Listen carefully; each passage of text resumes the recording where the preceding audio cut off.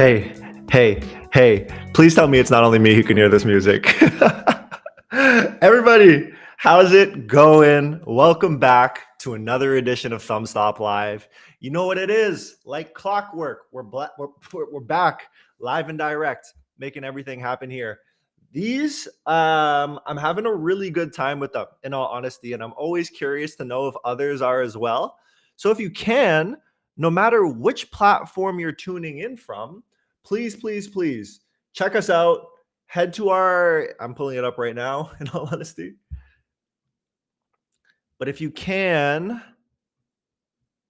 check us out live and direct at Thumbstop Live. You can see us here streaming every Monday to Friday from 11 a.m. ET to 1 p.m. ET, bringing all of the best voices in our industry to the stage.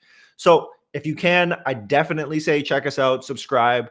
I'm going to start posting a ton of clips really soon too, so you get the highlights and the major impacts, and you don't want to miss those. They're going to be landing on Thumbstop Live daily, okay? Fantastic, y'all. This is going to be super fun. For today, we have a couple people that I deeply respect joining the stream today. We got Daniel. Daniel, we got to find out where he is around the world. Always jet setting, but always have had incredible conversations with him. He's been in Toronto a couple times. We just haven't been able to catch each other. But he's going to be coming up to the stage and talking about his journey and what's been going on. And then a little bit later in the show, we're going to welcome Max Langlois to the stage. So Max is the founder of Hype 10, an agency based out of New York. And he's going to be shedding some light into his experience as well, moving from an employee on the agency side to founding his own agency, and then now also starting his brand. So there's so many great things that we have programmed. But like I would said a little bit earlier, tell your friends, tell your family, all this stuff is going down every single day, Monday to Friday from 11 a.m. to 1 p.m. ET. Okay, fantastic. So without further ado, I wanted to welcome Daniel to the stage. Hello, hello. Ah, my friend, how are you? It's so good to see you. Good to see you as well. I'm doing well. It's funny because I have been jumping from place to place, as you know, quite often.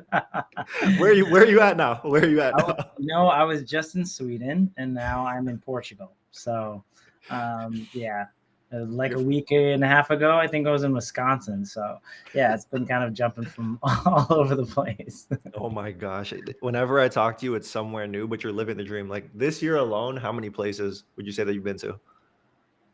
A few countries, I think. Yeah, like 1, 2, 3, 4, 5. Yeah, like 5 countries, I guess, so far this year. So Love yeah, it. it's been a lot. When it starts with the sigh, that's how you're knowing. You're like, oh my gosh, like I gotta count it out. What? Yeah. That's incredible, man. I'm so excited. You're having a chance to jump on here and then like share some of the knowledge that's floating in your brain here. But I'm wondering if we can set the stage a little bit, just with a quick. Tell us about yourself. What do you have going on? And what are you most well known for? Kind of anything, and we'll take it from there. Yeah, so like I said, my name is Daniel. I started an agency called Active several years ago. We focus on health and wellness brands, focusing on creative and media buying for them. Then we started some of our own brands. So we have a couple of our own brands. One brand we're partnering called Fluid. It's a stress care brand, and then we have another brand we started that's a little under the radar right now that we're it's also in the health and wellness space. And we're focusing on building our own brands as well as having our own agency servicing amazing clients like Carnivore Snacks and other brands that are in 7 and 8 figure size and growing quickly, and always challenges with growing brands in this space, as we've seen a lot of interesting changes with Meta, but that's kind of what our focus is. Oh my goodness, this is incredible. So let's break them both down. Agency side, how long have you been at it for? Like, I feel like I've heard about you guys for a minute now. Yeah, so we started about 8 years ago. We started actually helping a brand with something. It was actually a Bible study, and we grew that brand pretty large and over just a couple of years, and grew it from pretty much super small to 8 figures. And that was kind of my first foray into Shopify and all of these things. And then we started to get clients from that, learning about it. We were super heavy on the media buying side. And then we obviously a lot of things changed over time because we really had to focus on creative. So then we really focused on building a creative team over the last like 3 to 4 years. Huge. And then shout out to Barry in the chat. He's like, wow, heavy hitter. So shout out to Barry. He's tapping in. He's tuning in. Yes, we love Barry. Of course, of course. Okay, so been at it for 8 years. Things have changed, and you started building out this creative team. I want to jump back to that, but I also want to talk about the brands. So it's like starting a couple of your own brands. You say it so casually, like it's the easiest thing in the world. That sounds like a pretty challenging endeavor, you know? So like what inspired you to want to be able to do that and take on your own brand? Yeah, you know what? Like when we started the agency, we always wanted to have our own brands. We always thought it'd be fun to build something ourselves.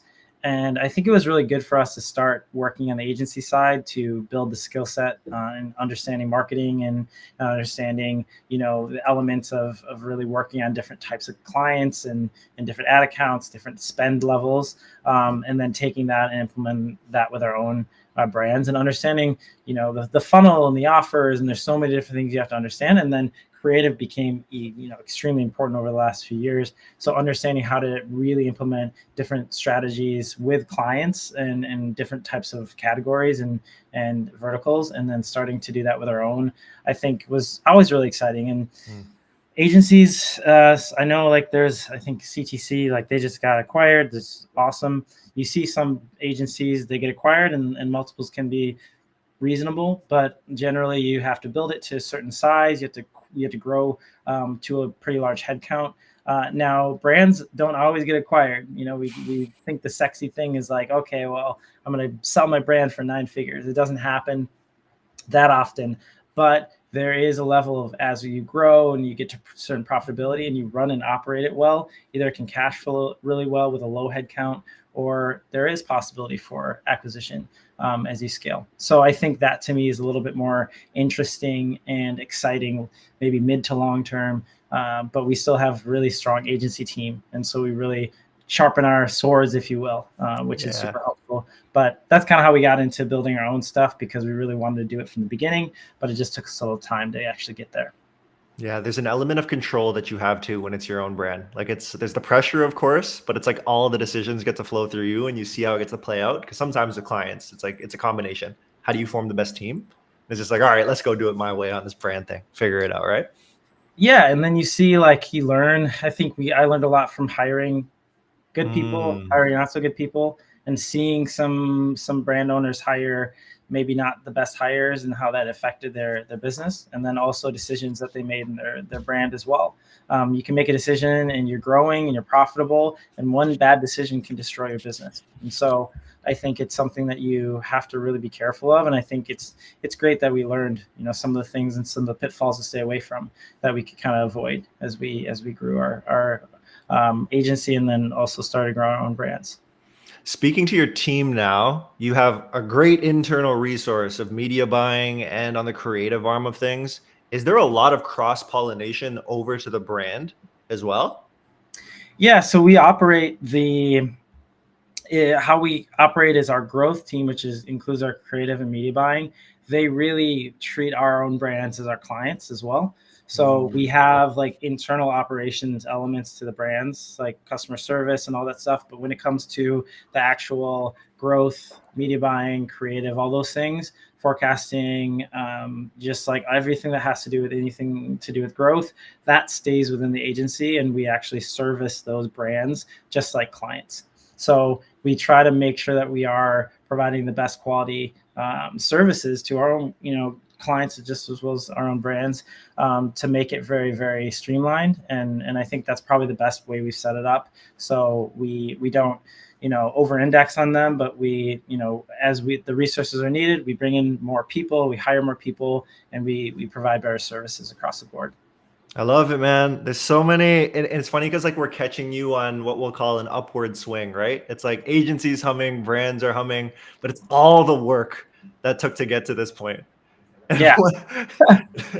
And one of the things, sorry, go ahead. Well, yeah, when we earlier on, the first, there are years you know, when we were like struggling, we couldn't, like, we're trying to get clients, like it was rough. Like you know, I'm grateful now we have a wait list and all this stuff, but like it wasn't like this before, you know. And so like we had to try our best to serve our clients really well. You know, you could lose a client for just like they maybe could get acquired, so that's a great reason, but it sucks because you helped them and then that revenue is completely gone. So I think like for me, as I think about earlier on, a lot of it's just learning, you know, learning and like doing the work, consistency, and that growth really helps when you actually continue to do that. Eventually it pays off. It just takes time. And then also we hired really good people. I think that really helped us get in a really good spot as an agency, as a team as well. So let's talk about the hiring piece. And before we get into the team portion of it, I want to talk to our entrepreneurs who are tuning in. So I want to talk about like co-founder relationships. So it's like, how important is that relationship when you want to start a venture and get that off the ground? It's very important. It's very important. And it's like, it's also can be a bit messy. Like it can be like, you have to build trust. You're going to have issues. They're going to come up and you have to deal with those issues. You have to talk about it. You have to try to be honest. It's like any relationship, you know, like many people have, you know, personal relationships with somebody, whether it's like a partner or whatever. And like, it's great. It can be blissful, but it can also be really hard. Right. And so you like didn't do the dishes last night and they're pissed off about it. And so just like that, you have stuff like that happening with a business partnership. Like maybe they had to repeat themselves too many times and they're upset that you didn't do something, you didn't say something.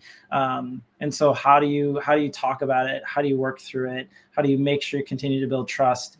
And trust, I think, is the biggest thing, like especially because I love partnerships, but they're not easy. And you really have to learn how to navigate the ups and the downs. And I mean, somebody could be having a terrible day and they could just be like upset, you know?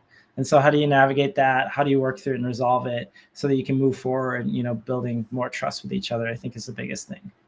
And if you were to be speaking out into the world to a young entrepreneur who's just getting started out, what advice could you give them on how to find the right co-founder for them? Yeah, it's kind of, I think like one thing I'd say is like trust how your gut feels. If you feel uneasy, for example, and you're working with this person, or if you're talking to them, I would say that that's a really good signal that maybe it's not a good fit. You know, if you feel comfortable, if you feel safe, if you feel like you're actually enjoying having this conversation or starting to like talk about a possible partnership. But if there's something that's coming up that you're like, oh, it doesn't feel fully right. It's like the hell yes or the no. It's like you have to decide. If it's fully yes, you should do it. If there's a no, just wait. Like I was at this event and we were talking about how like they had these sausages that they were bringing out, but the steak was like on its way. It's like, do you wait for the amazing steak or do you eat the sausages? Like, you know, you have to make decisions. So sometimes you have to wait, you know, or if it feels right, go for it. I've had partnerships that didn't work out, you know, and so those are also lessons. You could do a partnership, doesn't work out. But I do think it's good to trust your gut and try to see what feels right, which that can help you steer in the right direction. I know even for myself, just like trusting your intuition is sometimes hard for some reason. Like whether you get in your own head and there's self-talk of like, like, am I really right? I haven't done this before. I'm not sure. So I'm not going to trust my gut. I'm just going to listen to like what else is out there. But there's something to be said about like just your intuition and your gut feeling. It's just like lean into it more and more and more. And it ends up being the right answer most of the time, which is so interesting, right? Yeah, and when you're starting off, sometimes that is hard to know and trust. And so yeah, I think it's a good test to see how you're feeling. You know, I think also maybe you work with somebody for a little while before you have some type of deal structure. That's also good. Sometimes you find out that like you're doing a ton of work and the other person isn't, but you had a 50-50 deal and it doesn't make sense. So I think that's also helpful to see, like, is the person just as hardworking or, you know, more hardworking than I am or less, or because that should also play a role in where you are landing in terms of maybe equity or partnership. Huge, man. Huge. Yeah. This is what I mean of like everything that's been built up until this point, all the different pieces. This is one of them outside of the work itself. So all the different steps. But now Yes. I want to talk about that. Oh, go hit Last me. thing, get a good lawyer and make sure that they take care of things, because it's like expensive, but it's good. It's important. And is that learning from experience where you didn't have a good lawyer up front, or you No, always been no, like? no. We've actually had a good lawyer. It's like very painfully expensive at the beginning, but it saved us just because we got everything was in a good spot. So yeah, it helped a lot. I love it. Okay, now I want to switch from that co-founder relationship or co-founding team to now the team itself. You had mentioned you've been really grateful to hire such a great team out. I'm curious, let's split into two buckets. It's like how to find great talent. So it's just like the top of funnel. And then Mhm. once they're in your world, how do you know who's actually great? So starting at like top of funnel, where the heck do you go to find these great people? So we have a process that I really like that we've kind of refined over time. So there's a book. I actually struggled a lot with hiring people before. Like I think I was like, oh, this resume looks amazing. They worked for this company for X amount of years, and these references are great. And I'm like, they're the person. And then like we hired, and then they ghosted us 3 weeks later after they started. I was like, oh my gosh, that was a terrible decision. Why did we hire them? So I think one of the books that I actually read that somebody suggested to me is called Who. It's just WHO. It's a very, very good book. It gives you a whole process of essentially going from beginning to end of finding the right hire, finding A players that are really, really strong, and really doing a good job in processes that you can follow. And we kind of took that and made some adjustments to it. One of the things the steps that we usually take in our process is we have our admin assistant go and post in the countries that we want to hire for, whether it's US, Canada, or if we're going to hire offshore in some different countries that we're focusing on. One of the things that we look for is countries that have a higher level talent for the specific, category that we're looking for. So if it's a video editor, we might be looking at the Philippines and some other places in Europe. If we're looking for like creative strategists right now, we're actually hiring for this role. We're looking for US, Canada, and the UK. So like we're specifically focusing on specific countries. And then we actually have them fill out a type form application. So they answer about like 25 to 30 something questions that are specific, and we really filter out those candidates. And then usually after that, once we actually do the interview process, we have them do a test. And usually after that, that's kind of the final round, and get the best candidates to just see how their skills are. So we try to do it really methodical, but we also try to do it in a way that's like giving us as much information as possible, because I don't know, like you can do a ton of interviews and you can think that somebody's amazing because they answered your questions really well. But I try to stay away from just like being influenced by emotional elements, because sometimes that can be very misleading. For sure. And something you had mentioned earlier was the idea of a hell yes or a no. And I'm wondering if you have any other mental models that help you stay grounded in the interview process. Yeah, so I am actually more inclined to trust my partners in some of the final Mm. decisions, because I actually get a little bit more emotional about the hire. I'm like, again, like I've been wronged multiple times. So if I know this, like I'm like, okay, if I trust partners, I know like they have an opinion and I trust their opinion.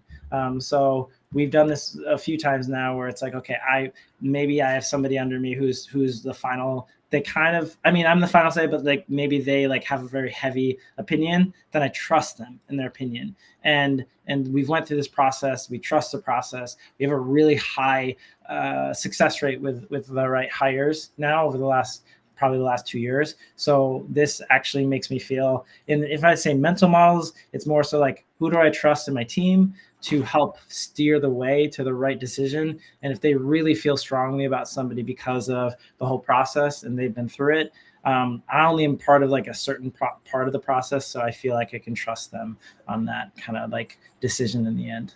It's so funny how it ties it together, how we were talking about like co-founder relationship, partner relationship, all that kind of stuff into actually building out the team. So every step being so important along the way.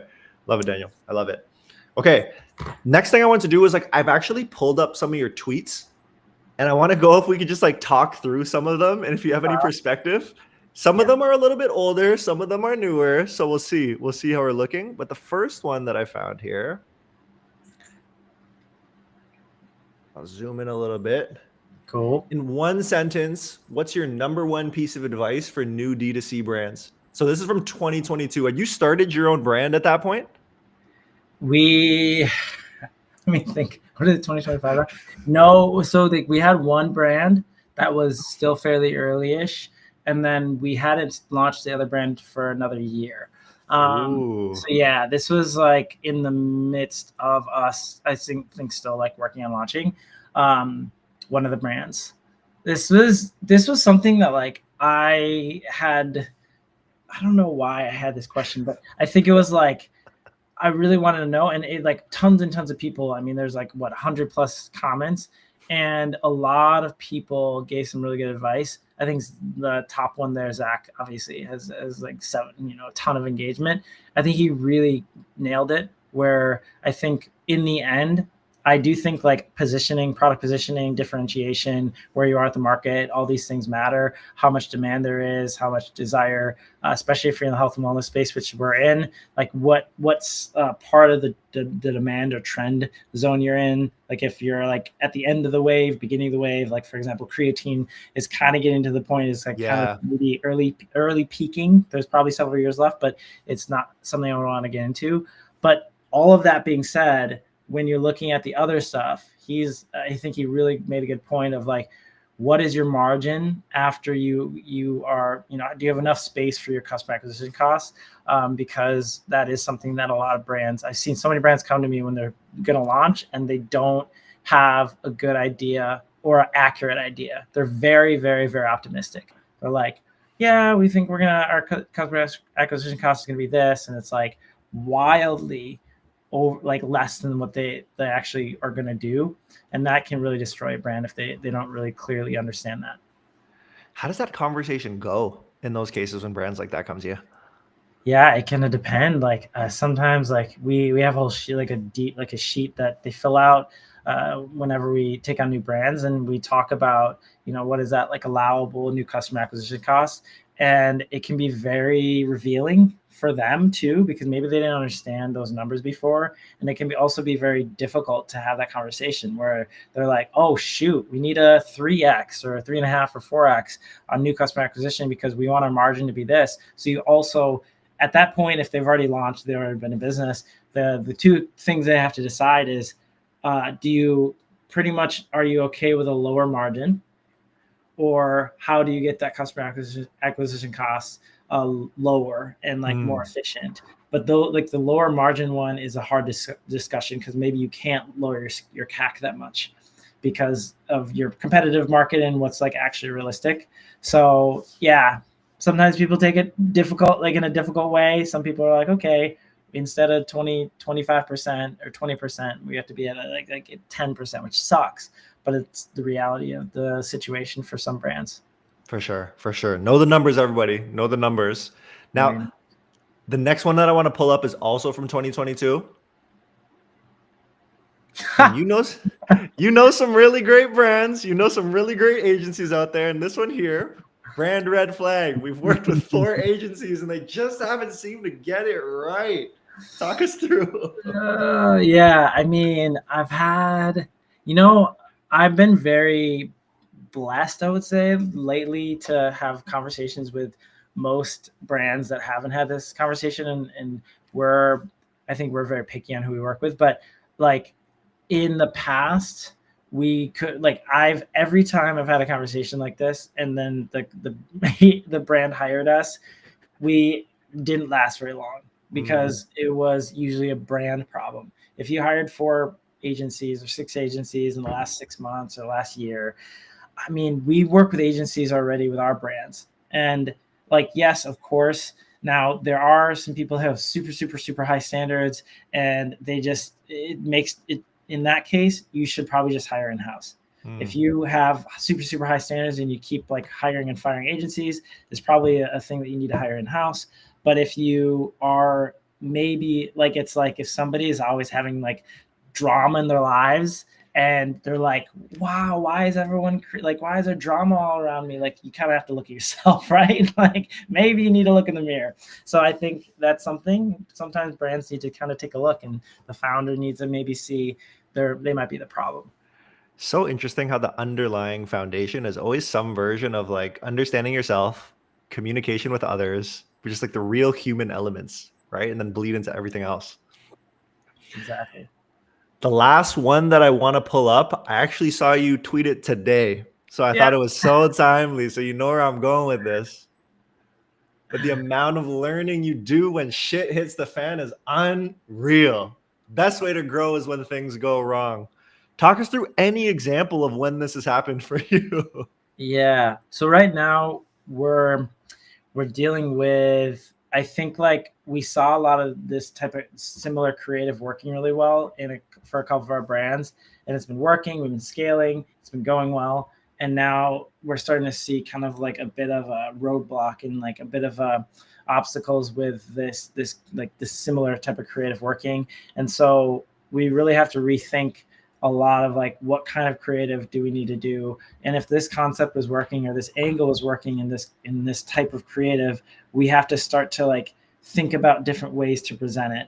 And I think there's a tweet by what's this, Alex Cooper. He was talking about AI and some of the VO hooks that he's doing, and how much we have to start to like adjust, where we need to test out wildly different types of content that also still relates to the product or brand, but we can do it in a way that catches people's attention, because we have to shift and change. And so that's kind of what I've been thinking about, is as customer acquisition costs go up, as our cost per clicks go up, as we see performance drop, we are responsible to get better results, and we have to be thinking really, really smart, in a smart way, strategically, about what is that going to look like? How do we change our strategy to get to the point where we get better results?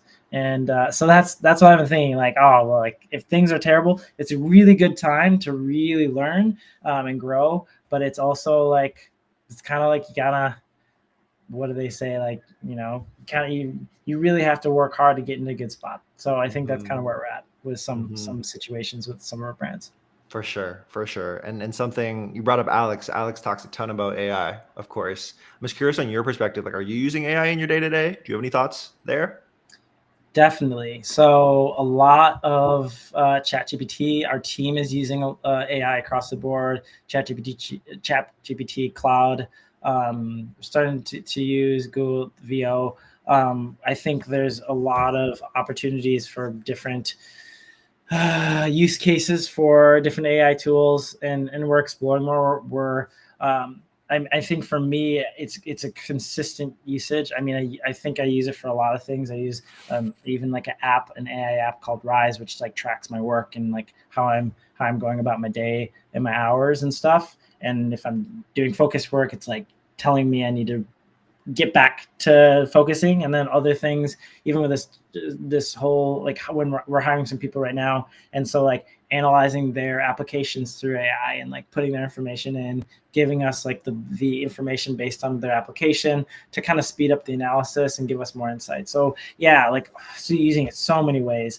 And also our creative team is using it in many ways to help with briefs and script writing, to kind of quickly get through the research part so that we can actually like produce really good results as well. Speaking to the production end, are you also using AI to like create assets that you'll run in the account, or are we not there yet? We're getting there. We're like working towards this, and this is something that I think we really need to focus on more. And I'm really pushing the team to get to a certain point where we're moving towards that more. I think we've seen, like, I'm in this, the Alex Cooper has this course that a ton of people are in, and there's people talking about this. I think we are trying to experiment with it. We are doing AI content and video ads and things like this, and static ads and things like that as well. And some stuff is working, some stuff doesn't work, just like any creative. But we're going to keep trying to test and experiment. But I do think it's a very important part of what every agency, especially creative agency, needs to really focus on. I love it. I was talking to Phil Keel yesterday, and he shared an interesting perspective. So what they're doing over at Tycoon now is like, if it's going to be an AI static to start with, make sure everyone knows that it's an AI static. So if it's dirty, make it even dirtier. If it's clean, make it the cleanest thing you'd ever see in your life. essentially. And I was like, that's a pretty interesting take, because it's like some people, if you overplay it and lean into it, I think that might be cleaner than like trying to replicate reality. So I thought that was a pretty cool one. I love that. I love that. Yeah, I think there's a lot of ways, and I know like the interesting use of hooks that I think Alex was talking about with VO, like making it kind of wild. Like people know that it's AI, but it's relatable. It's a good hook. It's getting good results. I want to try to test some of this stuff out to see if we can kind of intertwine the real stuff with some of the AI stuff and get people entertained, because I think it's entertaining. Like you can create entertaining things, that's really fascinating and funny, and but also it's much easier to connect this stuff to your product and brand than a lot of stuff that's kind of cheesy, like putting like cracks in the screen or something. That's not really it's gonna get people to click or like stop, but it's not actually gonna be related to your product, which actually doesn't really help much. Once you have one of those or a bunch of those assets created, I feel like you got to come back and show them and be like, hey, this is what we talked about. This is where we're at, and like what I'm excited about it. Like I'm so pumped myself to see what those look like. I definitely will. I think it would be fun, and I think like it's where we need to go across the board. And if brands aren't and agencies aren't doing this, then I think they might struggle a little more, because I think that's where things are heading. For sure. Okay, so AI is an interesting topic because sometimes, depending on who you're talking to, it can be considered a hot take. So I want to speak to hot takes a little bit at this altitude. So I'm curious about is if you have any creative strategy hot takes right now that other people might not love. Hot takes that people wouldn't love. I think, I was on a plane today. I was reading the Breakthrough Advertising, which I'm sure if you talk to anybody who's read it, they love it. I think like there's an element of simplicity that like we should continue to go back to, where like even if whatever format you're doing, and I've had these conversations on Twitter, but like people are like, oh, like there's this format that's not working anymore, like on Meta, like it's not working.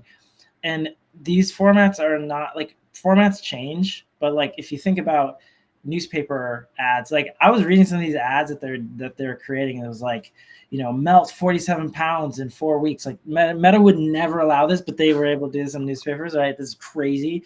But if you're able to do stuff that's at least approved by Meta, like there's things that we can do that are going to be able to like really grab people's attention. Don't make crazy claims.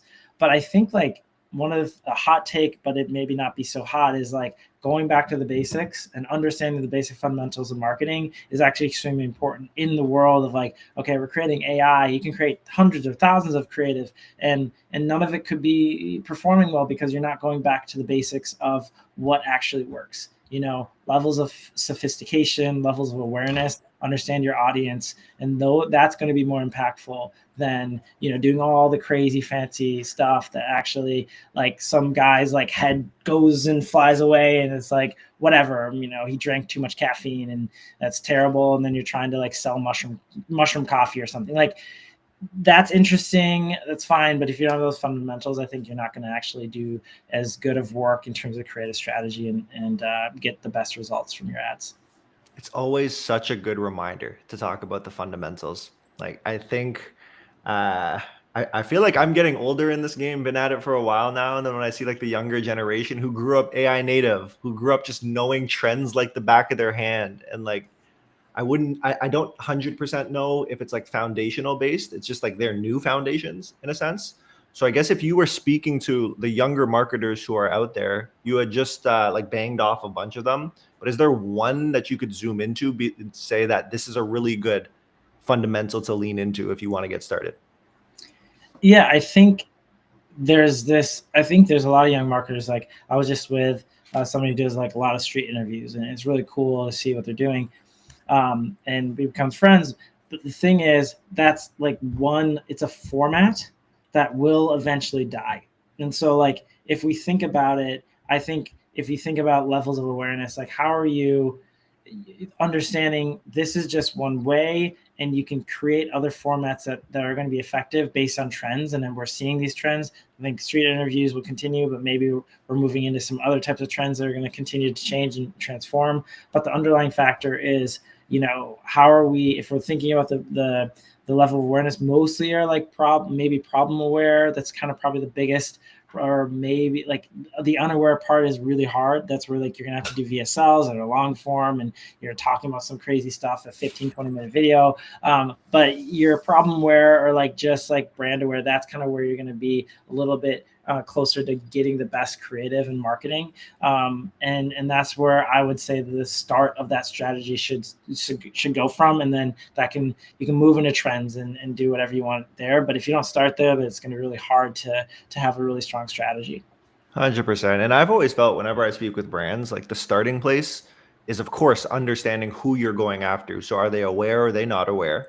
But it's also just like starting with your own brand and what you know to be true. Because trends, like you say, come and go. But it's like, what do I know to be true about my brand? What problems am I solving? Who am I actually trying to solve these for? So having some version of foundational understanding seems like it's always going to set you up for success in the long run, right?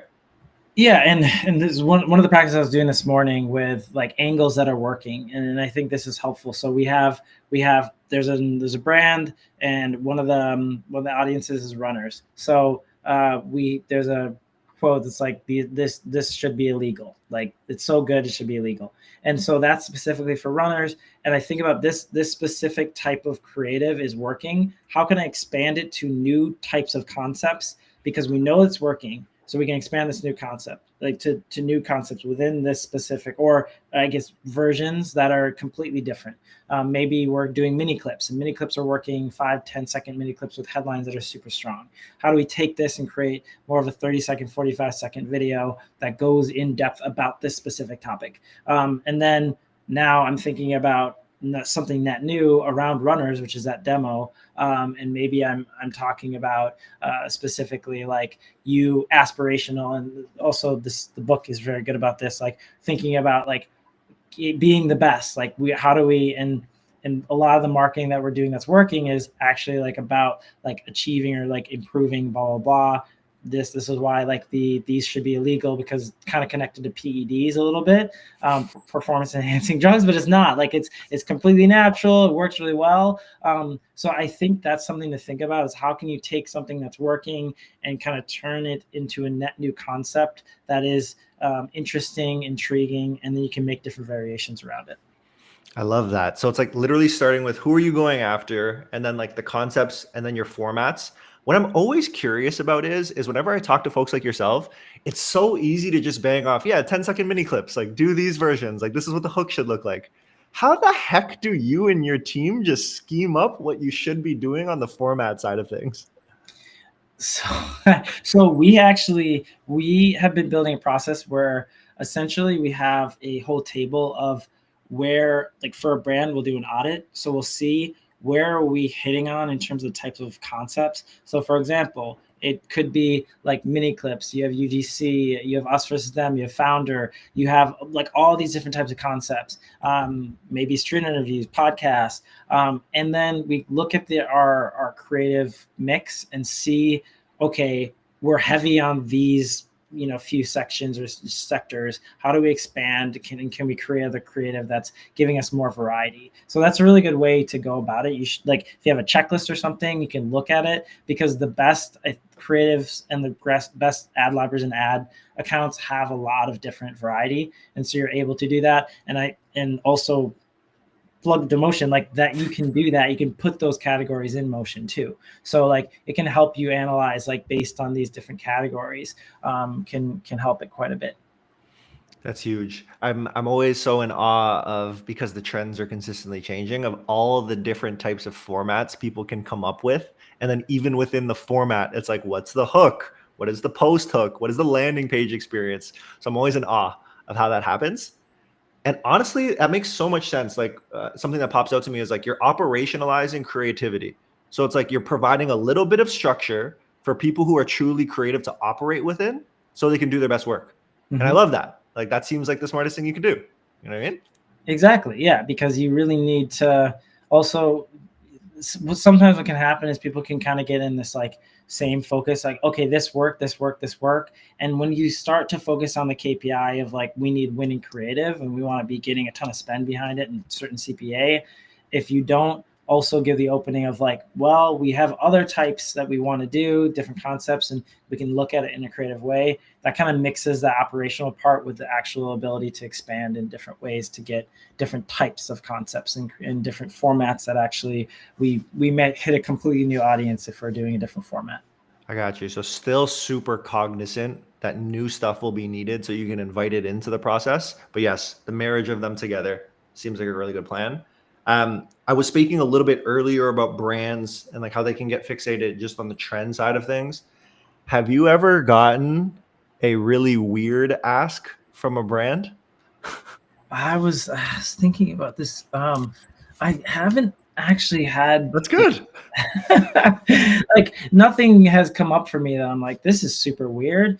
I mean, there's times when you kind of like have some inkling, like maybe things aren't going so well, performances are so good, and they're like, can we get access to all of our assets? Like, oh. Yeah, like, okay, that's not a good sign, but that's probably the only thing that I can think of. It's not weird, it's just like, okay, Red the end flag. is here, you know. So The end is near. Oh god. So our conversation has been one of like up and down, right? So it's like there's the process you're on now, which is humming, and again, you're gonna run into your rough patches, but like so much maturity and progress has happened through these 8 years.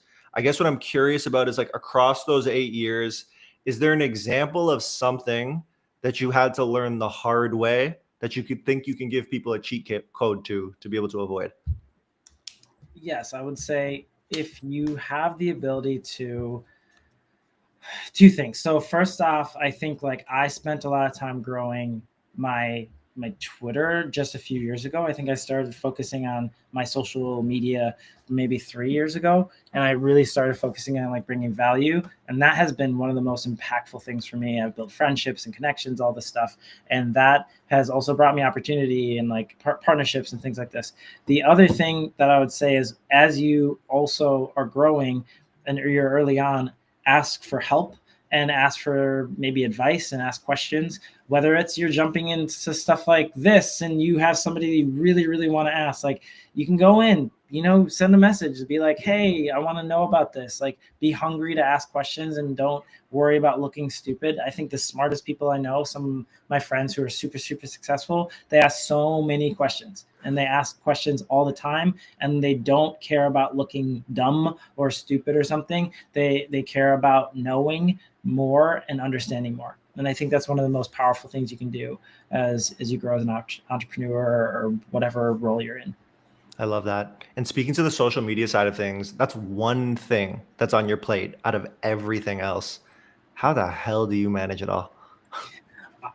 For me, it's become really fun. So like I used to be like scheduling stuff and putting, I do take some time each week to create some things, but for the most part, I'm usually in my work, I have stuff that comes up and then I really want to talk about it. And I feel like it's more genuine and I do feel like more people engage with it this way, where instead of it being like, I don't know, like it doesn't feel plastic, it doesn't feel rigid, it feels more real and stuff that I'm really thinking about and wrestling with or like honestly reflecting on. So I think that is something that people appreciate. And I think I will say I would start off with having a little bit more plan as you grow, because it's really important to be consistent.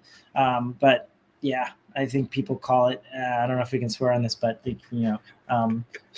S posting. So like it's more so like that stuff is fun to me. And if it's fun, it's more interesting to interact and ask. And then I'll share some things that are interesting and insightful and hopefully helpful for people. And that's also really great. But I really want people to trust me and respect me. But in the end, if they don't, then I don't really care as much. It really makes me think of like the journey is better than the destination, right? Because it's like we often have these lofty goals, but you can want to say things like, this is fun. as you're living it day to day. That's why, like, I love that answer. It's like we forget we have to live every day on the way to the destination. And like, it has to be fun. We got to enjoy it. We got to want to wake up and do it. So I love that. I love that so much. Yeah, and have a little like goal, you know, maybe for me it was a bit of a petty goal that I won't get into, but I had a certain goal that I wanted to hit in terms of followers, and I did. And then after that, I just kind of was like, okay, cool. Like now I want to get to a certain follower count. If I do, that's great. And people engage with me and it's amazing and it's fun and I get really interesting conversations going. And sometimes people are terrible and they comment terrible things. And I'm like, you know, and then I'll block them if I need to. So it's fine. You know, it's fun. Like, get a life, please. Like, I don't need this. Dan, you've been super, super generous with your time here. I just have one final question. You give me the impression that you're quite well read, so I'm hoping this is an easy one. Some people I ask are like, "Holy shit, what the hell?" So I'll give you an out if you need one. But do you have a favorite quote and why? And if so, why is it your favorite quote? Yeah, so I am into meditation and things like this. And so one of the things that I found as I've done like work on myself, whether it's therapy or inner work, there's an author, his name's Ram Dass. I really like him. He wrote this book called Be Here Now. And there's this quote he had like a guru, and he would his guru said to him one time, he said, like, don't you see, Ram Dass, it's all perfect. And he was talking about the suffering and all of everything in the world. Like it was all perfect. And to me, I think it's helpful to have that perspective because, you know, things go up and down in business and the life and around us. And we have to be willing to accept things like death and bankruptcy and, you know, abundance and all of the other things that come with it, birth, you know, children, family, divorce, blah, blah, blah. And I think if we understand it's all perfect, it actually helps give us a little bit of perspective that it can all be really, really wonderful. And even in the suffering, it can also be beautiful. So that's kind of a quote that I would just share because it's really nice. I love it. I am also a meditator. I meditate every single morning. And then my partner will often ask me like, "Oh, how was it? How was your meditation?" And then the response I always give is, "It was." Yeah. It's not good. It's not bad. It just was, because it's like life is up and down. And how can you continuously centralize on the breath? And like I've gone through the same practice that you describe, and it's been such a fun journey for me, honestly. So I really resonate with it. Appreciate that. Yeah, it's a part of life, and I think it's good. I'm not, if I think about life, I think about business and e-commerce and D2C and blah blah blah, this stuff. But we also have our lives, and hopefully we can live a holistic life in the end. 100%. Daniel, are there any, this feels like a final words, but I'm wondering if there's any like final words you might have for the audience today. Yeah, I think like whether you're doing great, you're crushing it, or you're struggling, I think just know, like, if you continue to be consistent and you keep working hard, even if your business fails. I've had a few businesses fail. There is a point where I think you get back into the game and like continue to like, as long as you can stay in the game, the longer you have a success rate, you know, a chance of success, whether that's, you know, your work, your career, you're growing and expanding, or you're, you know, running your own business. Doesn't mean that you shouldn't stop what you're doing, because I've had businesses that were terrible and I'm glad they shut down and I started something else. But, you know, the best thing you can do is continue to learn and grow. So that's what I would highly recommend focusing on. Fantastic. Everybody, I'll do the plug for him too. Check him out on socials. So jump into Twitter, or X, we're calling it now. Follow Daniel on X. You need to. Are you still doing the newsie? Is that going out? Okay, forget that one. Periodically. Yes. Follow me on Twitter at the Daniel Okon. Check me out. I sometimes post things that are interesting, sometimes are not so interesting, but I tweet my mind, and then I usually try to, you know, engage and you know, respond and chat with people who are connecting with me on there. Daniel, I appreciate it, man. This is incredible. We got to run this back IRL whenever you're back in Toronto at some point, if it does happen. Yeah. I'd love that so much, Evan. Oh my gosh. This is incredible. Enjoy the rest of your day. Keep jet setting. I just heard you mentioned you got off a flight earlier today. I'm like, this guy. Jeez. But enjoy the day, man. This has been incredible. I appreciate it. I really appreciate it. Appreciate you too. Thanks, Evan. Talk Most to you soon. definitely. Most definitely. Everybody, as Daniel figures out how to get out of here and we have that awkward segue in between. This is incredible. Whenever I haven't had the pleasure of meeting Daniel in real life. I've only met people who have met Daniel in real life, and they always speak about his energy, and it's like being quite infectious and like calming in that. And I feel like it's something that you can feel through the screen. And that's hard. You know what I mean? Like to convey true emotion, true energy, and true feeling is a challenging thing. Like, especially when I'm sitting behind a computer in my room talking to myself. And I think Daniel is another person who does that so well. Something that I really wanted to emphasize within the conversation, because Daniel and I have had these types of conversations, is like right now he has a successful agency where he mentioned like lucky enough to have a wait list, and also talked about like the brands that he started and the cross-pollination between the agency and the brand world for himself. But I'm so glad that we got to dive into a bit of that struggle, because it's multifaceted. Like the struggle doesn't always mean like it does mean, honestly, sometimes, because as Daniel talked about, like what creative is working in my ad account. Hey, Meta's being a real pain in my ass. Like, how do I get a better rep, or how do we get this working in the best way possible? Like there's the day-to-day problems that you feel, but also what it is, it's the other pieces like finding the right co-founder, building the team out, the operational best practices to make sure the team is crushing it. All of that comes with headaches. All of that comes with lessons. So I'm happy that Daniel got to share a couple of those along the way. And I think the one of the other fascinating things from our conversation that I wasn't 100% sure on on where Daniel's head would be at was on the AI front. So I think I expected that everyone at this time is completely bought in on AI being involved in your research process or data collection process. So it's like, how can we, instead of manually looking through all the comments, all of Reddit, all of reviews, all the press releases, list continues. How do you speed that up? And AI is a really good solution for that. So I wasn't surprised by that. I was surprised by a couple things though. So number one, on the recruiting front, that's awesome. Like he's thinking like a CEO and a business founder. So it's just like, how can you go ahead and operationalize some of the pieces like hiring that we need to do, or meetings in some other cases, depending on the company you're at. So I'm super impressed by the fact that they've looped that in to gain some efficiencies. But the big thing for me was on the creative end. Because on the creative side of things, when you build out your own creative team, there's almost this, I'm not going to call it a stigma, but maybe a taboo, that if you have a creative team, you want to try and keep it as human as possible in this process. But Daniel talked about like how he wants to start incorporating, whether it's VO3 or if it's like whatever it is, just a GPT that's spitting out AI generated imagery or videos. It's like something that he really wants to try. And to me, like that's super cool, because I go back to the conversation I had with Lauren yesterday. If you didn't see that conversation with Lauren, check out the recording. We're also going to have clips on the ThumbstopLive page. So go to Twitter and check out @ThumbstopLive. But what Lauren was mentioning is basically, if you are a designer, like there's so many benefits you can get from AI, because you're not just caught up doing the work, you're leveling up to the strategic level. And by focusing on the strategic level, where that gives you a leg up even there is you understand the fun, can't speak anymore. You understand the foundations of design. So because you understand the foundations of design, that allows you to work a lot better with AI than someone who doesn't.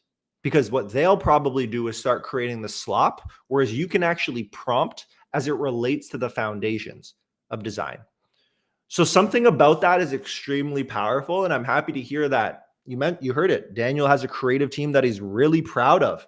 So I'm excited to see how their roles evolve outside of the day-to-day, from just editing into actually being able to leverage AI to make better decisions. So it's a really cool journey that a lot of people are on. Awesome, y'all. In a couple minutes here, we're going to welcome Max to the stage. I have to confirm how to say Max's last name. We went back and forth on Twitter a little bit, just kind of jokingly. I'm like, man, I didn't tag you properly. Jeez. And he's like, I have a last name that's hard to spell. So I gotta check in with him to just understand what's going on there, how to say that correctly. But Max is someone who I've known for quite a bit of time now. So if you're not tapped in with Max, I'll just go ahead and share my screen really quickly. So Max is the founder of Hype 10. They're an agency based out of New York City. He can shed a lot more light into the type of services that they're offering, of course. But it's so interesting and so fun to see Max's growth. Like I chatted with him, oh man, it might be 3.5 years ago at this point. But when he was just starting off the agency and like watching the growth is absolutely incredible. And he also has some killers on his team. We got to talk about them when Max comes to stage. So they're starting to do a lot of posting on LinkedIn that I'm seeing, dropping this content all over the place. And it's super inspirational. And I feel like they have a really buttoned up operation. That's super fun. Everybody, while we're waiting for Max to join, you know how I do's it, which means I'm going to stand up for the second portion of it. So if you're still tapped in with me, I will say, get your butt up, get some stretches in, all that good stuff. And let's go! You know what it is. Oh, man. I'm based out of, if anyone didn't know, I feel like I say it all the time, but I am based out of Toronto. And Toronto is hot right now. The amount of humidity in this city is absolutely insane. I think, so my wife is in Austin, Texas right now for work.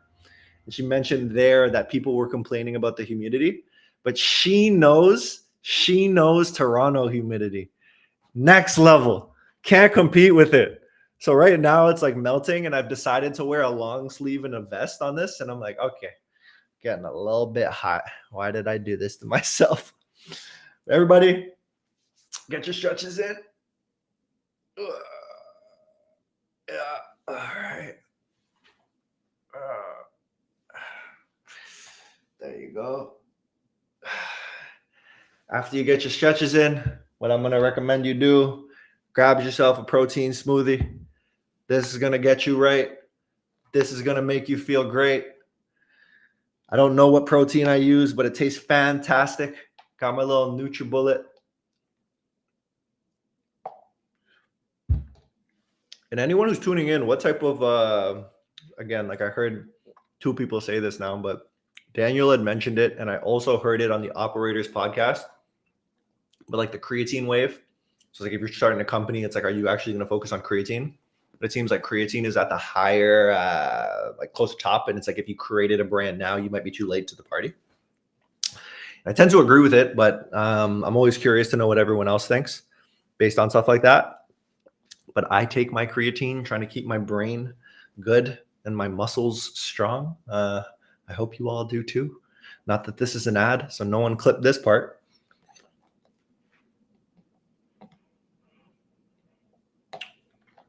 Okay.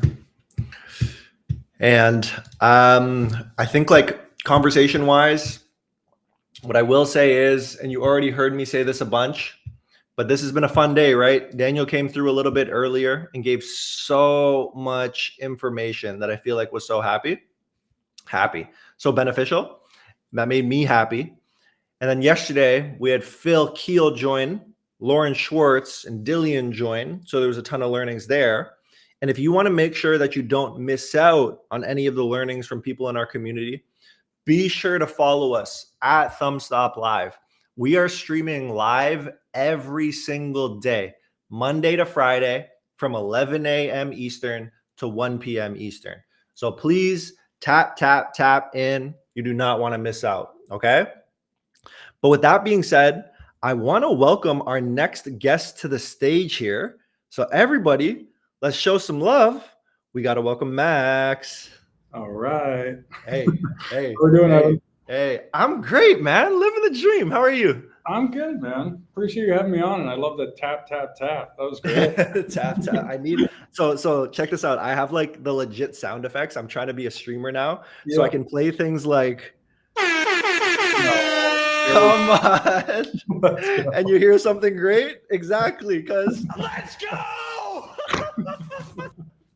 I love it, man. That's how seriously I'm taking it, man. That's how seriously I'm taking it. I love it. Yeah, How's the office?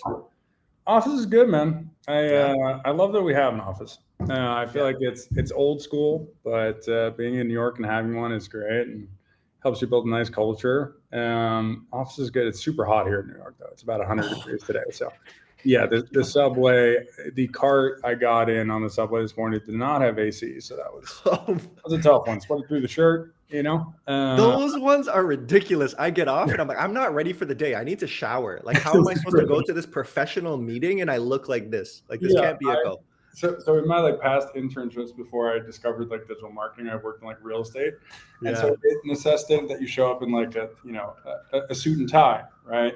And summer internship, right? So like in August, you get on that subway, you arrive and you're drenched. You are like just absolutely soaking. So thankfully, get to wear t-shirts now. But yeah, man, why did we live the same life? So I used to work at an insurance company, but there was a private markets arm which had like a real estate portfolio. So you'd check me into the office, I'd literally be suit and tied up. Same thing, like hair all done nice, not what I have now. And I look at everyone, I'm like, do you see the sweat on my forehead? This can't be normal. Why are we doing this? Max, I'm so happy to have you here, and I'm so happy for people to tap in and just get all the information you're going to share. For those who might not know you, though, if we can just do like a quick tell me about yourself. Sure. What are you up to? What are you most well known for? We can kick off from there if that works. Yeah, that sounds great. And yeah, I appreciate again you having me on. Super excited to be chatting. I love that you're doing this extended live streaming. I think it's the future in terms of content. So so I'm Max. About 4 years ago, I founded an agency called Type 10. We are predominantly based here in New York City, and we are an acquisition-focused shop. So we do 3 core things. We do media buying, we do creative, and we do landing pages. We've had the opportunity to work with some, amazing brands, like Bandit Running, Murad Skincare, which sits within the Unilever organization. Dose was a longtime client of ours. That's probably what I'm most well known for, I would say, just because Dose is such an amazing brand. To that end, I served as an advisor for Dose for about 2 years, worked on that brand for 4 years, and actually have stepped aside as of last week or 2 weeks ago, because I want to, focus on Hype 10, a little bit more thoroughly, and then secondarily speaking, also launching our first Hype 10 brand, which we're incredibly excited about. Lots cooking in the kitchen, and love performance marketing. And excited to be here and excited to chat. Oh man, Max, I didn't realize. So you started Hype 10 4 years ago. That would have been like the first time we chatted then. Like it was like when you were just starting out, right? Yeah, I feel like we were early on the motion train. That's definitely were. You definitely were. That's crazy. Time flies. And I am wondering, like, if you can share with the people, what were you up to? So we talked about like the real estate side of things, but what were you up to before founding Hype 10? Yeah. So I was really lucky. So I graduated college. I went to SMU in Dallas, Texas, and came back to New York, which is where I'm from. And honestly, like my entire resume was like, this guy's going into real estate. All right. So like every summer I was doing real estate. And then I thought back, I was like, I did not enjoy any of those internships. I did not enjoy wearing a suit and tie and sweating my ass off and then arriving to the office. Like, why am I going to go into this industry if I'm not particularly passionate about it? And so at that time, I started to see, I don't know if you recall these ads, the like gold digging prospector ads from ClickFunnels. I don't know if it's media or someone, awesome ad. And it was the first time that I was like, wow, there's an entire industry behind these ads that I see on Instagram. And I was not a power user of social media by any stretch of the imagination. But it was just kind of a little bit of an aha moment to me. I was like, I should start investigating this. And to my brother's credit, he loaned me $1,000 so that I could, shout out to Alex Langlois. Shout out, bro. Shout out to older brother. So I took this like digital marketing nano degree program from Udacity, which basically enabled me the opportunity to start to get some interviews in the industry. Joined a small shop called Metric Digital, which was run by Kevin Simonson. And yeah, I was really lucky. Like I joined a shop that knew what they were doing. And I think that's such an important decision that you first make, is to go to a shop that's growing and is doing great work in the performance marketing space, because sadly it can either enable your growth to further your career, or it can stagnate it. And I was the apparel guy on the book of business. So I got to work with like Marine Layer, Mack Weldon, Mizzen & Main, Jay McLaughlin, and Vuori was basically my book. And managed that book for about 2 years until we were acquired by Double Promote. Served as an associate director at Double Promote for about 10 months. And then after that, sorry, this is super long-winded, probably more than you were asking for. But no, man, this is beautiful. I love this. I love this. And so what was interesting, Metric Digital was acquired on March 1st of 2020. And then world shut down, 10 days later, which was a super weird time to be, going through an acquisition, but then also, kind of the introduction of Zoom. We used to do Uber conference was how we used to communicate to clients, and then it changed to Zoom. And so, yeah, worked at Double Promote for 10 months, have nothing but good things to say about Double Promote and the team over there. Really managed the same book of business while I was there. And then I started to think about what's next. When served as a head of growth at a skincare brand called Bubble. Learned a ton while I was there. But what ended up happening when I was there was some of my old clients started to reach out and say like, hey, we miss working with you. Would you entertain the notion of working with us in a freelance capacity? That happened 3 times over. And I said, okay, making more money on the side than I am in my full-time job. It's probably time. So, took some of those learnings from being a head of growth and really the disparity between the conversations we were having internally at the brand versus the conversations that we were having with our partners when I was at the Promote and Metric Digital, which, were sometimes too surface level relative to what the conversation should have been. Started Hype 10 and kind of have slowly grown the agency since then. We're a team of 25 now and, hoping to continue to scale. Yeah. I love it. Oh my gosh. There's so much I want to dive into there, but first things first, I don't actually know if I realized that you were a part of the Metric Digital crew. I feel like that crew was a bunch of killers at that point, right? Yeah, it was a lot of fun. Like in those days, every single pitch that we did it was us, Common Thread Collective, and music. And I feel like that was kind of and anytime we were, I think, the smaller of the 3, if I'm not mistaken, at that time. It was a great culture. It was a great team. And Kevin, John, and Ryan were really the 3 drivers of that business and did an amazing job cultivating some awesome people. And I think like to their credit, one of the things that they always said was like, rather than like teaching how like media buying, they taught people how to think. That's what Kevin always said. And there's a subtle difference there. But yeah, I mean, it's cool to kind of like look at the alumni of Metric Digital and see how well a lot of them are doing. I think like, D2Go founder, also a Metric Digital alumni. Some people are really crushing from there. So yeah, they always call it like the PayPal mafia in the SaaS world. And like, I feel like, the Metric Digital mafia. It's like, who's killing it? Who's killing it now? Okay. And then Max, like, so you moved over to W Promote after the acquisition and then had the head of growth position at a D2C company. I think what I'm curious about is like speaking to the people earlier in their career or on the agency end, like when did you start getting the feeling that you might want to start your own thing? Did it always exist? Yeah, actually. So, ironically enough, 2 weeks into my job at Metric Digital, first job out of college, I called my mom and I said, I understand this business. I understand what they're doing. It's not that complicated. And I actually don't think these guys are that much smarter than me. So I'm going to start my own agency at some point. Sorry, Kevin. And naturally she had the motherly, advice being like, settle down. You just started. And she was naturally completely correct. My dad's an entrepreneur. So my dad works in manufacturing, started his business 35 years ago. So my idea and concept of work has always been, I think, slightly different because of that experience of growing up in a household with an entrepreneur. Like my dad would work from home, 35 years ago before, COVID made that kind of a standard protocol. And so, yeah, I always had the vision that I was going to be an entrepreneur. I also I think like many entrepreneurs, I struggled in school. Like I think my GPA in college was like a 2.3, it was challenging for me to stay focused and understand why I needed to learn certain things. So yeah, always had the vision of starting something. I actually was thinking about this last night.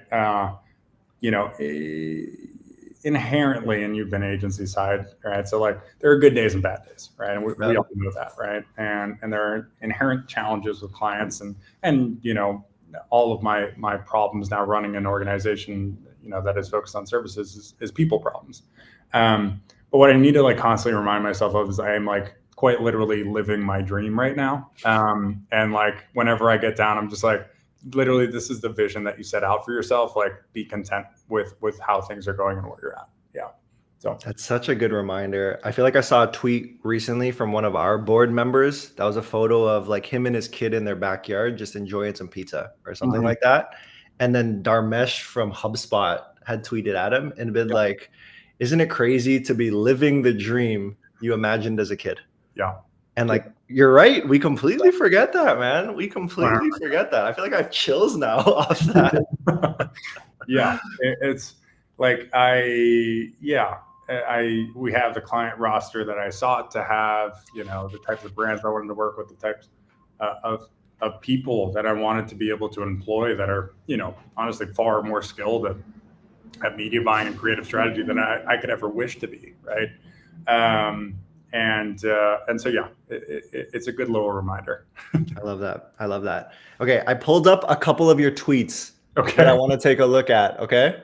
The first one's not bad. The first one, maybe they get worse. I don't actually remember, but we'll see the first one here. How cringy is this going to get? Nah, this one is more recent than anything. And I want to tie it to just the progress of yourself and Hype 10. Sure. So this was coming back to where you kicked us off with, right? So this tweet was literally last week or whatever it might be, a week and a half ago or something. Sure. Talking about starting your own brand now. Yeah. So I'm curious. Yeah, man, that's super exciting. Congratulations. I'm just curious what inspired that. What's the goal? Honestly, anything you're willing to share. Sure. Yeah, I mean, I should preface that our intention is to be pretty stealth with this. That being said, naturally, don't worry, Evan, I'm going to tell you some stuff. And so I think the reason for being stealth is I have seen kind of potentially the negative side effects of being too public with how things are going. A lot of copycatters have spun out of successful public D2C brands that pop up on Twitter. And so I just don't want to necessarily invite unnecessary competition into the space that I want to capture some market share in. So that's kind of the first point. It's a consumable product, and our gross margin with our first PO, and so I hope that this gets better, is 85%. And so basically at launch, we're going to be testing two different tactics here. One is going to be a bundle, and then one is going to be subscription, and naturally testing two different funnels and two different post-click experiences at launch, validating which is going to be superior for acquiring customers, whether it be through the lens of LTV or profitable first acquisition. Why am I doing this? For a number of reasons, right? I think the path is kind of becoming, I think, pretty clear for successful agency owners that you inherently have a cash flowing business. And the question is what to do with that capital, aside from naturally investing further into your team and into technology and so on and so forth. I think physical goods is a good place to operate with an unclear future with AI enablement for SaaS solutions, for agencies, for any service based industry out there. And yeah, we just have, confidence in our ability to scale this brand. We think that there's, validated product market fit. We think that, our gross margin profile mapped with the fact that it's a consumable is going to be inherently to our advantage. The other thing is, like, we already have the team. So our fixed cost, in addition to having a gross margin profile of, 85%, our fixed costs right now at launch are going to be $800 a month. So like, Evan, if I can't make this brand work, I have said this, like, I will retire from e-commerce, right? Because financially speaking, everything says that this should work. So yeah, I've had this particular idea for this brand I actually like look back. It's been in my goals for like New Year's, goals that I set forth for myself since 2022. So it's been a long time coming. Really only started working on it last year, and then our launch is a couple weeks out. So super excited. I think there's going to be a lot of humbling moments. There's going to be a lot of moments of where shit hits the fan, just like any other business venture, and going to try to stay sane throughout it all, and see if we can't find some scale. Yeah. I love it, man. That's so incredible. I didn't realize it was going to be so under the radar. I shouldn't have brought it up. I've been like, damn. Oh no, you're good. Bad. You're good. I mean, I'm gonna talk about it as much as possible, but with the intention of never saying what the brand name is. 100%. Yeah. 100%. I got you. I hear you loud and clear.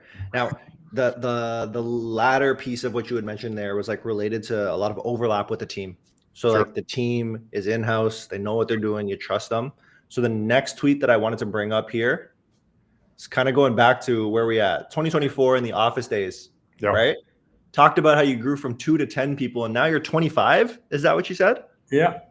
Nuts. Nuts, first of all. Yeah. But I was wondering if you could talk about just like the ups and downs of building out a team, and I'll probably probe with a couple questions along the way. Sorry if you hear it sneezing. My dog is reverse sneezing right now. I'm just going to let him out. Don't they say to heal the reverse sneeze, you have to like block With one the nose. nostril or something? Like that's what it is? Yeah. I heard about Dog, that. man. I love it. So, yeah, I mean, I got the office really early. And I always had this vision of building out an office environment that people are excited to come into. And inherently, I think it's just easier to build a culture when you're in person. I think the other aspects of that also are like, if you're hiring some entry-level talent, which we have done a lot of over the last few years, like, it is so much easier to train somebody in person relative to over Zoom, right? And it is so much easier to have a pulse on their growth in person than it is over Zoom. So no shade to working remotely, right? We have some employees that work, fully remotely, and I think there is value to that as well. But yeah, I mean, so that small office that we had was, on 28th Street on the east side. Grew to a point at which we just kind of outgrew the space, just like inherently good juju, right? Actually, when we signed in, or like first signed the lease, they were like, oh, the last, tenant was so successful they had to move out like after like 7 months. We're like, okay, this guy has some good juju. And then we moved into a space with Fairmont, actually, which was 2 floors down to where we're at now, which was great, but inherently both ourselves and Fairmont were growing far too quickly. And we actually had to, I would have to take phone calls in the hallway. And I was like, all right, this is last draw, guys. Like, we're going to move up 2 floors. And so, yeah. I apologize. I don't think I answered your question there at all. My dog. You're good. But relating to the culture side, that's a really good place to start. And I think like the next part I want to dive into is like the team building. Okay. Piece of it. So like as you were building out the team, like I guess what I'm curious about are mental models and the actual application. So like first, what roles did you hire for in the profiles, essentially? Yeah. I mean, I've made some really kind of like key hires over the course of the last several years. and I'll kind of speak to the leadership team that we put together. So the first key hire that I made was Erwin Yu. Erwin's pretty Erwin's pretty quiet online. But Erwin, not now though. He's starting to get out there, right? He's starting to get out there. Going. That's right. But Erwin basically was somebody that I hired when I was at Dev Promote, and he worked under me. And just, some people have it and some people don't. And Erwin just clearly had the hunger, clearly had the ambition, and just the chops from a media buying perspective. When I left Dev Promote, basically he was gifted my entire book of business, and so that I believe he was the 6th or 7th hire, and he came in basically and afforded us the opportunity to kind of like almost like double our book of business pretty quickly, because it was no longer me kind of like managing 7 or 8 accounts. Like in those early days as a founder of an agency, like you're just a slave to your computer, right? And so Erwin coming in, helped us kind of rethink some of our processes from a paid media perspective, helped us button up our presentations, et cetera. And then following that, we brought in a COO, Alex Reidner, who him and I were actually friends before. And we met at a share house in Montauk about 4 years ago.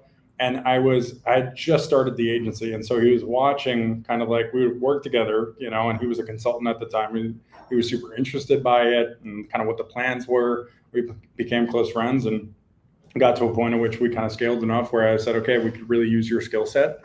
So that was an amazing hire. And then also our director of paid media, Caroline Sartorius. And then lastly, just our head of creative, Sam Wolf, who came in about a year ago and has basically built up our department from 0 people on the creative side to now we have 12 on the creative team. That's really where we're investing super heavily because we recognize that that's kind of the future of this landscape. So yeah. I feel like the hit rate on hiring is so different depending on who you're talking to. Like some people go through the slog, But for you, how would you describe how you've been able to be so successful? Yeah, I mean, the irony there is before Alex Reidner, our COO, started, my hit rate was like 10%. Okay. I was the worst hirer person of all time.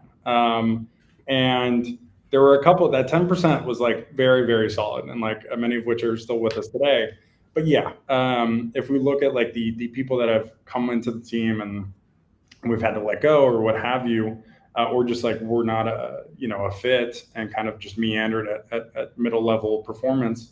All of those people really were people that I hired because we had no process, right? In the early days, it was just like I would hop on a call and based off of the vibe that I got from someone, right, and like their general answers to some media buying tactical questions, it's like, cool, like you're good enough, like I'll train you the rest of the way.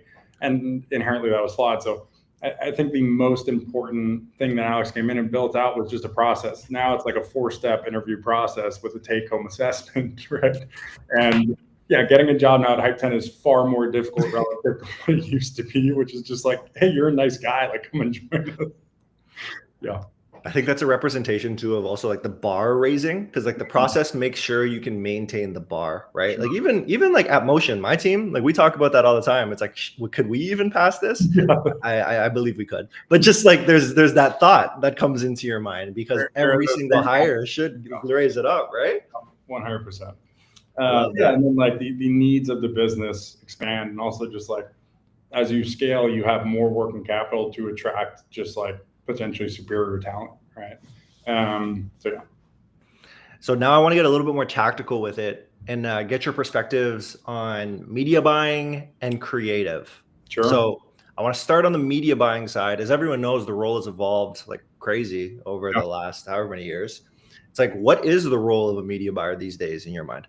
It's a great question. I think that like probably a standard definition of a media buyer is, just pulling the levers, right? Building ads and optimizing spend across channels, across campaigns, across ad sets, and deciding when to, pause ads, whatever, so on and so forth. I think a successful media buyer nowadays like has a keen understanding of principal tactics across kind of media buying, creative strategy, and also like post-click experiences, right? Realistically, like if you have a media buyer that's not having conversations around those three different elements, you're probably working with the wrong person, if we're being honest. So I think a successful media buyer like is thinking through the lens of the needs of the business and understanding like, okay, for this particular, post-click experience right now, we have, let's say it's a subscription brand, right? However, it's not auto-toggled and they haven't tested their selling plan since launch, right? And there is zero reason why they shouldn't be prioritizing and focusing on that. And like a change in the selling plan could actually make a night and day difference, right? Instead of it being 10% off and not being auto-toggled, changing that to 20% off for the first month, 10% off recurring, auto-toggled. Now you move from a 10% subscription take rate to a 40%. That thinking is going to have a larger impact on the business trajectory relative to me pushing budgets by 10%, day in and day out. So I think the ability to step outside of kind of the day-to-day inherent kind of expectations of a media buyer and think more strategically is what we try to instill in all of our media buyers. And really should be the role of the media buyer. They should be almost like the head of growth on behalf of the brand. Yeah. I love that. And then creatively speaking, because like that's a lot of work on the media buyer. What is the role of a creative team member these days? Sure. So like creative strategist, I think one of the things that, is talked about often in like the Twitter space, but when you talk with people that maybe aren't necessarily as heavily focused on like staying up to date on tactics and efforts, one of the things that is most important is just spending so much time on the qualitative insight side of things. Like reading ad comments, creating custom GPT, uploading ad comments, reviews, customer service tickets, post-purchase surveys. Their job, I think, to a certain degree, should be geared towards the qualitative aspects of things. And in thinking through different messaging angles, thinking through different ways in which we can actually bolster the rolling reach that we're generating on a month-by-month basis, but then also inherently like having a keen understanding of like where we need the customer acquisition cost to be at and how that plays into the creative that we are deploying. I think at a high level, naturally, it's just like serving as PM between the client and the editing and design teams, but basically conceptualizing all the iterations and conceptualizing all of the net new concepts and messaging angles that should be pursued. Yeah. I love it. And then that brings it all together. And last tactical question that I'm thinking about right now is just related to like an actual format, concept, or approach to creative. Sure. Are you seeing anything specifically crush it right now? Yeah, I have like two things I'll talk about. The first is like I've tweeted about this in the past actually, but like Spanish ads in the US market. So I think it's just like a huge opportunity that really people are not pursuing on a consistent basis. I think I'm not going to try his last name, but Marin has talked about that as well. Yeah, we've seen it pretty consistently hit for us. So if you basically the thought process there is just take your top performing UGC content, top performing statics, and just recreate them in Spanish, test and validate the efficacy of that market. It's a growing market in the US, and I'm second generation Cuban American, right? So my feed oftentimes is in Spanish because I get content sent to me by my cousins or by my uncle or whatever, and so recognize that it's not necessarily that you're targeting all immigrants that just arrived here, right? There is a deeply rooted Spanish-speaking culture in the U.S. market, and the CPMs that you're going to generate are going to be a third or a half of what they are when you toggle on English as the primary language and have English content being featured. So I think most scaled brands that are doing 20 mil plus in top line that are inherently probably having challenges with rolling reach and finding new target addressable markets should consider the efficacy of starting to launch some ads in Spanish. And then the second one is recognizing that you don't actually need to have a talking head in your video content, and you can just have text overlay be on a 10 or 15 second clip with B-roll in the background. That pretty consistently hits for us. and is actually a lot easier to produce relative to necessarily, maybe working with a creator and having to script out certain things.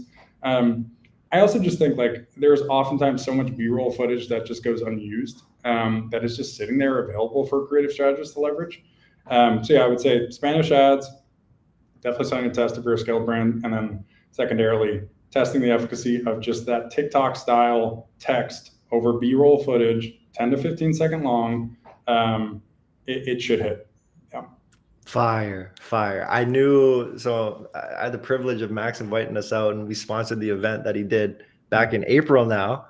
And Max and team dropped that one, and I'm like, holy shit, that's incredible. Like, everybody has to run that. I'm so happy you brought it back up today. Like, so happy to do it.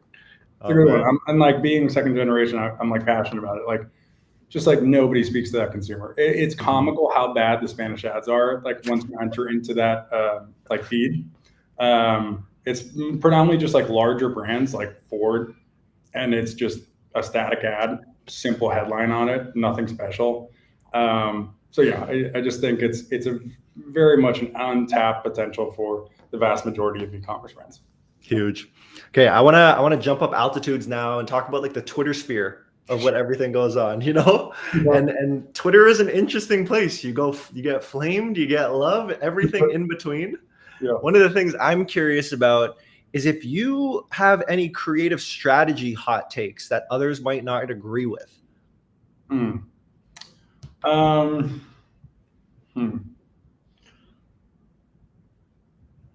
Yeah, I mean, like, I think, I don't know if this is that much of a hot take anymore, but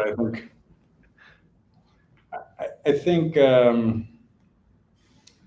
like this has been also just like validated by Meta as well. So this is probably not a hot take at all, but anywho, I would say that for the most part, variants are just kind of a waste of time. And it's better to take kind of larger swings, right? In the eyes of the algorithm, those tiny little tweaks that you're making are still considered to be basically the same ad. And then you're actually like allowing the algorithm to just select one of them and spend towards it, rather than actually gleaning any qualified, quantitative insights from it. So we've actually like enabled that in our creative testing workflow, where it's the variants are much bigger swings. Whereas in 2018, it was just, same image, 4 different headlines, right? Now, the difficulty there is it makes it inherently more challenging to produce that content on an agency or an internal team, right? Which is why oftentimes I feel like it's just like not talked about as frequently, because it's just more challenging to actually have like really within a concept 4 different, messaging angle concepts within it, rather than just one overarching concept with 4 variants. Yeah. That makes sense. And I'm thinking about the camp of people who always talk about volume at this point. And I'm wondering if you have an opinion on that camp. Yeah, I think I'm more geared towards, lower volume and higher, quality. I don't think that they're mutually exclusive like most people make it out to be, right?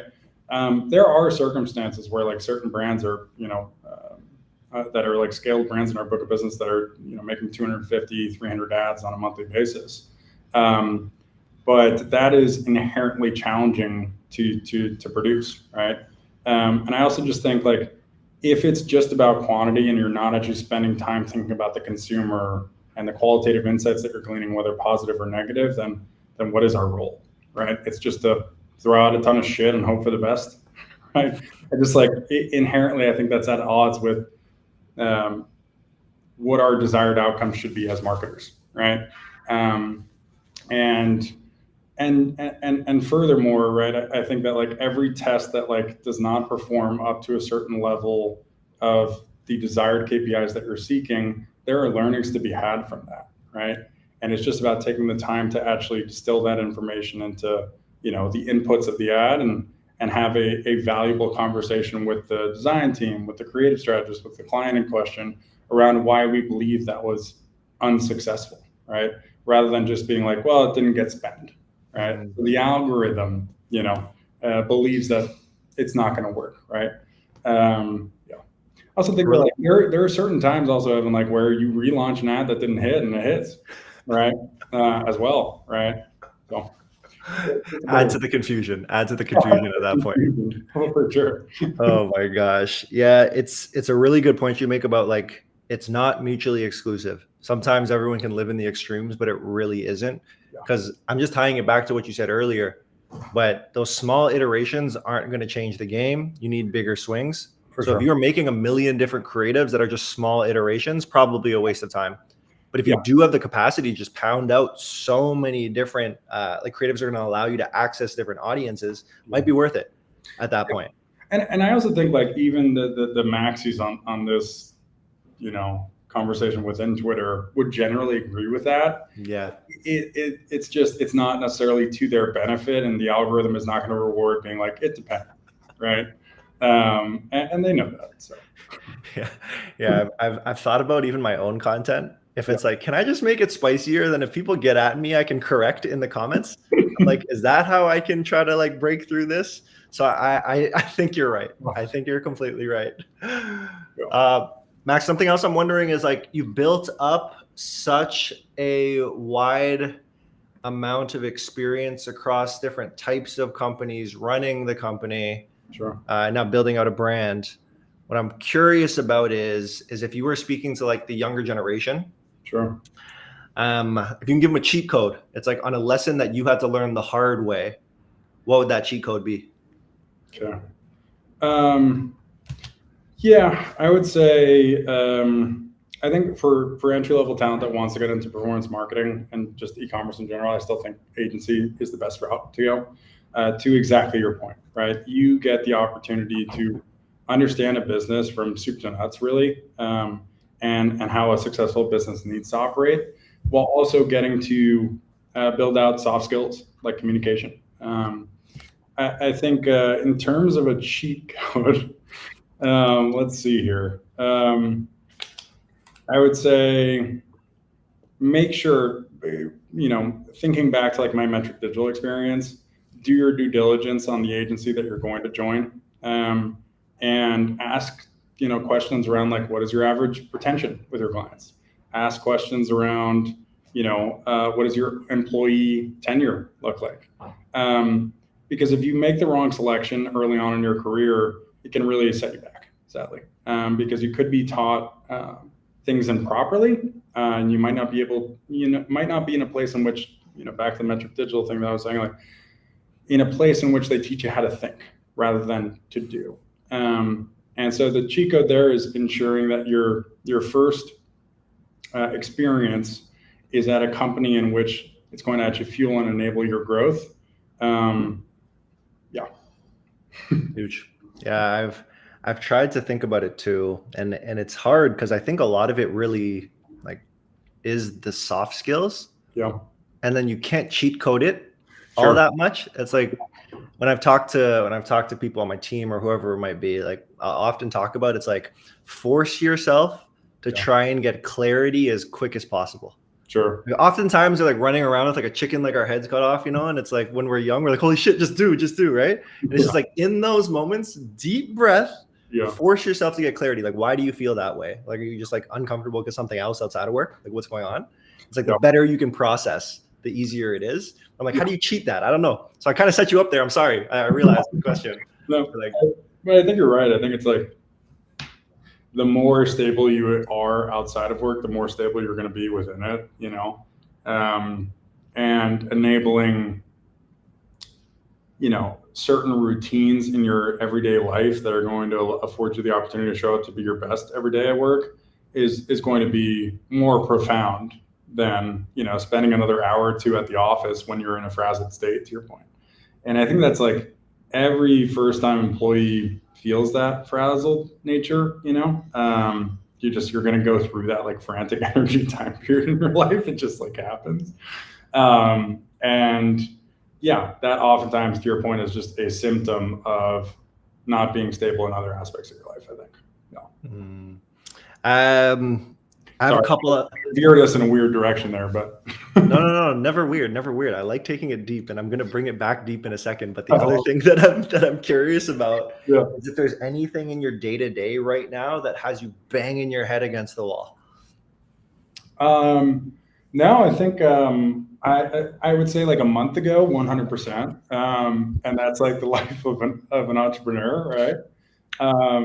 So like, yeah, exactly, exactly right.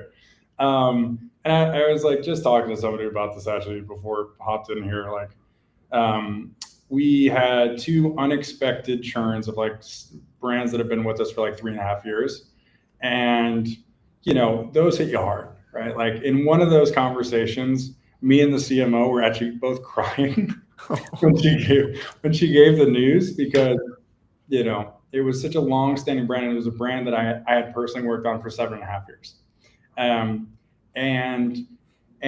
the amount of contribution that this particular CMO had on myself, my personal growth, and also just like enabled growth for my company, was like very hard to overstate.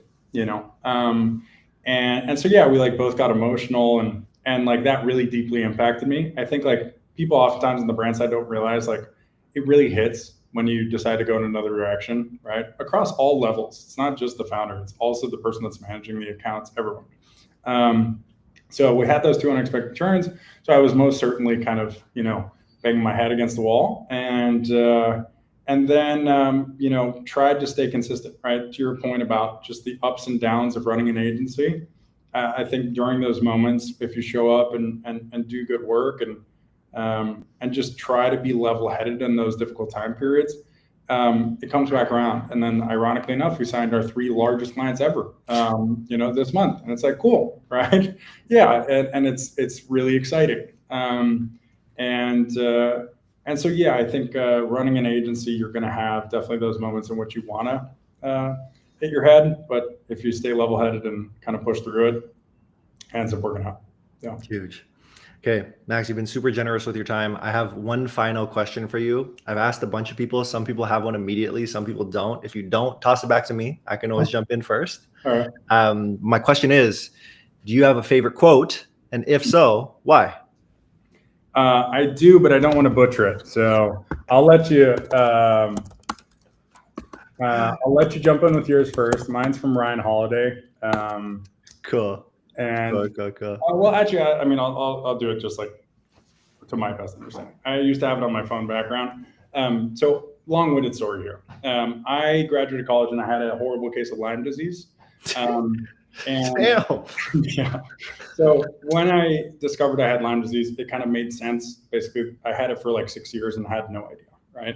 So I got diagnosed, went through treatment, had an IV in my arm for 6 months, was in the doctor's office every Monday. Basically, I had a massive amounts of inflammation in my brain.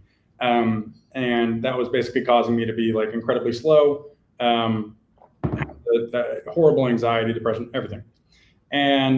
But going through that experience afforded me probably the most luxurious kind of like experience, in that I got to rebuild myself entirely from the ground up. Because I had the luxury of saying that wasn't me, right? And that's not something that you get, and most people don't get that luxury of saying like, that version of me was not me. I had inflammation in my brain. And so through that process, I started running basically 5 miles every single day, started reading like a nut. So I read like 60 books over the course of that year, and, discovered Stoicism. And so the quote basically is, there is no good or bad without us. There is only the event and what we tell ourselves about what it means, right? And I think that is just like universally true for everyone, right? We oftentimes have this inclination to craft narratives around some things, but it just is what it is, right? So yeah, that's my quote. I can tell that about you. I love that, man. That's so incredible. That's so incredible. Not the Lyme disease, not the slow part. But going that, like to your point, and with the quote, it's like I had the opportunity to say like I could either be like super depressive and be like, why is this happening to me, so on and so forth. But rather, it's like, this is happening. How am I going to craft a narrative around this that serves me, right? That is to my benefit, rather than this sucks. Yeah. Man, that's incredible. But the vibe, I completely feel. I want to hear your response to that. Yeah, it's one that I've been leaning to more recently. So like quotes help anchor just like my approach to life, not just work. So it evolves with the seasons of life for me. And the one that I'm leaning into right now is a Derek Jeter quote. So Derek Jeter said, preparation builds poise, poise builds confidence, confidence changes everything. Nice. So I think every single element of life, you're not going to have every single answer, but as much preparation you can do will set you up for success. Sure. And then the poise represents, it's like you're going to struggle a little bit, but you're building resilience. You're getting to that level of poise, which then ultimately leads to confidence. And once you have that, like Derek Jeter says, like the world's your oyster at that point, and you're kind of untouchable. Yeah. I love that. I'm always searching for that. I'm always searching for that. Are you a fan? Are you a fan of like baseball or no? Yeah, man. So I grew up playing basketball. Like I was playing basketball for a really long time until my first year of college. But before this one, I was doing this one. So for sure. How about you? I'm not a baseball fan. I played Little League. But like being in New York, naturally, Jeter's a legend. But yeah, my grandpa played basketball in the Olympics for Cuba. So like, damn, that was my main sport in high school as well. Yeah, that's what's up. That's what's up. Okay, that's why you're tall. I'm like, okay, Max is taller than I thought. For anyone who's not hasn't been. Yeah, so I was shooting from deep before it was cool, like before Steph really started doing it, and the coaches would be like, "Step up, get closer to the line, closer to the line." But I could shoot it. That was my thing. I love that. Yeah, man. Max, this has been so fun. I'm wondering if there's any final words that if you want to leave with our audience today.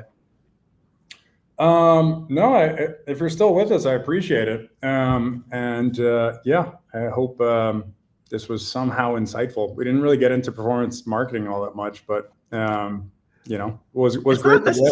Yeah, it's not necessarily my goal. It's just like there's so many voices on Twitter and like people who know people, right? And it's like we can get so caught up in our day-to-days. It's like, who are these people? Like, how do they think? How do they operate? And I kind of want to give like a peek behind the curtain to show that side and like how people got to where they're at. Yeah. So I'm super happy that the conversation took a life of its own. And I feel like people got that sense. Like I definitely did. So I really, really appreciate it, man. I got to plug you though. I got to plug you for anyone who's interested in looking for help on the performance marketing side. Tap in with Hype 10. Max is your guy. Check him out on X or Twitter, whatever we're calling it these days. So be sure to check him out and keep crushing it, man. I really appreciate the time. This is super fun. You as well. I love what you're doing, man. And appreciate you having me on. Great to see you. Yeah. Most definitely. I'll talk to you soon, man. All right, bud. Good to see you. Chat soon. See you. Everybody, this is incredible. I love these conversations. Like these are so fun because I think, as I was just saying to Max, it's so easy for us to just get caught up in our day-to-days. It's like, what ad do we run? What creative do we make, right? But every single person, as you would have seen in all of the live streams up until this point, has their own unique story that has shaped their perspective into why they are the way that they are. So if you can understand why someone is wired the way that they're wired, so much easier to work with them, so much easier to get the most out of them and ultimately hit the goal that you want to achieve on the business side. So this stuff for me, like always gives me the chills. Like I had no idea Max had Lyme disease, but to see how he's doing now and like what Hype 10 is up to, like that part to me is super incredible. Everybody, if you're tuning in and watching, I want to do one final plug. I'm running this back every single day, Monday to Friday. You know the time, 11 a.m. to 1 p.m. Eastern. And if you want to stay tapped into what we have going on, I'll bring it up on screen once again. But you want to go ahead and give us a follow at ThumbstopLive on X. All of the lives are there. I'm going to put a bunch of clips up there. You do not want to miss out, okay? Awesome, y'all. Everybody, this has been a fun one. I'm going to wrap up today's episode here. You're going to see me here tomorrow back at 11. I have a couple more guests who are going to join us tomorrow, and those are people like truly living the operator life in their day-to-day, so it's going to be really fun. We have London from HexClad, who's the director of paid media, I believe, recently got a promotion. But that guy's a mad scientist. I'm so excited for him to just be dropping gems on what he has going on. And then we're welcome Joel. I got to figure out name pronunciations to make sure I'm sure in that one. But he used to work at CrossNet and was the COO of Homestead. Now he's doing his own thing. So excited for him to bring us up to speed on what he has going on. So it's going to be a fun time. It's been a fun week so far, and I'm excited to see how we continue on. But everyone, this has been a blast. Onwards and upwards. Let's go! You know how it goes. I'll catch you on the